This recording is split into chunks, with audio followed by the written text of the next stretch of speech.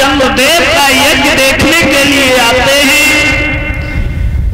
तो तारा जो बृहस्पति देव की पत्नी थी, ये चंद्रदेव की सुंदरता पर भक्तों मोहित हो गई।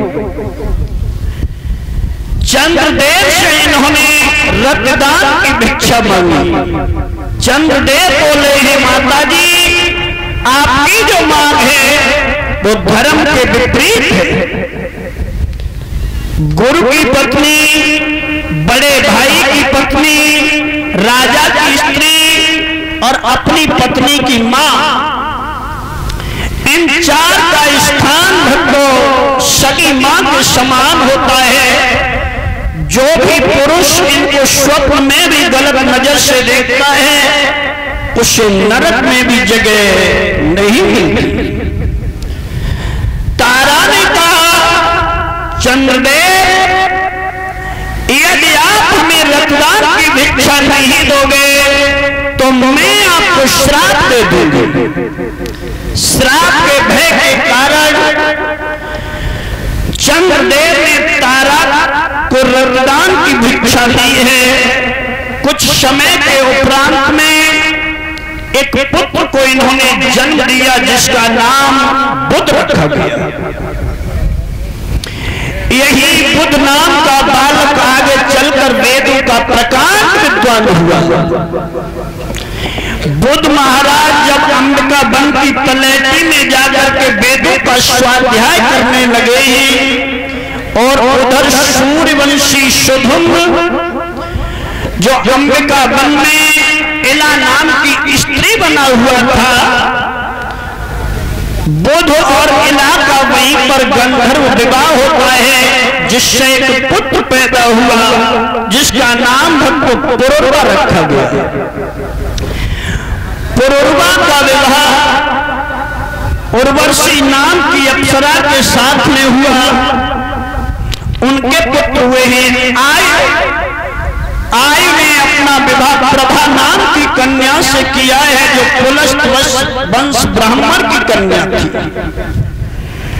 इनके पुत्र हुए हैं महाराज नहुष, और राजा नहुष ने अपनी शादी प्रजा नाम की कन्या से की है, जो अंगरा गोत्र के ब्राह्मण की कन्या थी। इनके पुत्र हुए महाराज याति, और याति ने अपना विवाह शुक्राचार्य ब्राह्मण की पुत्री देवयानी के साथ में किया।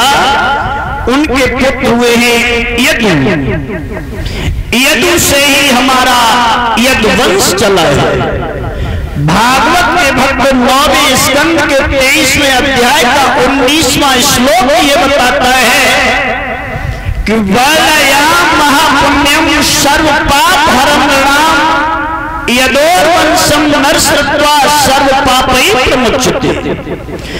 जो भक्त याति के ज्येष्ठ पुत्र यदु की कथाएं श्रवण करते हैं, उनके जीवन के सारे पाप नष्ट होते हैं।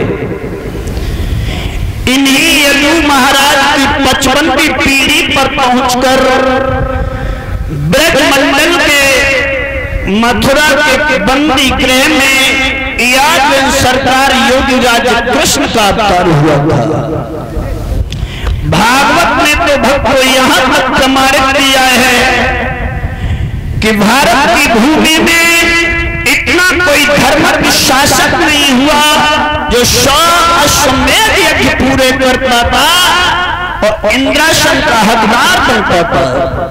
ये केवल महाराज नहुष थे जो यदु के बाबा थे।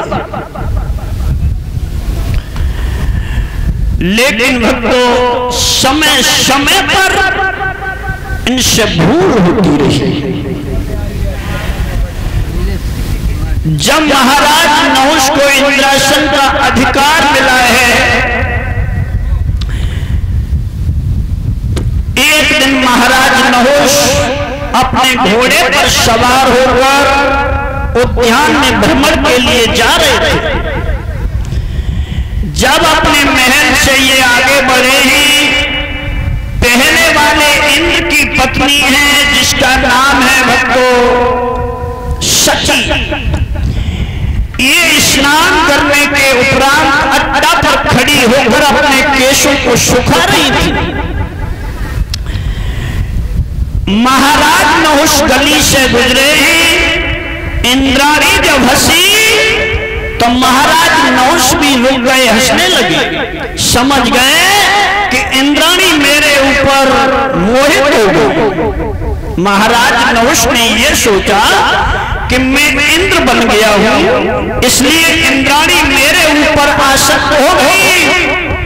हंसे दोनों, लेकिन भावनाएं दोनों की अलग अलग है। और भक्तों एक बात और बताऊं, दुश्मन की औरत यदि आपको देख करके हंसे तो समझ लेना कि खतरे की घंटी बजने लगी। क्यों?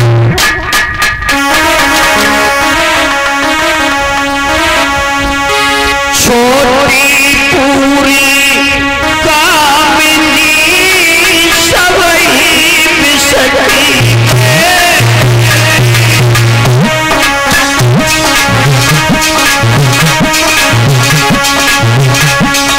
छोटी पूरी कामिनी सबही बिसकी।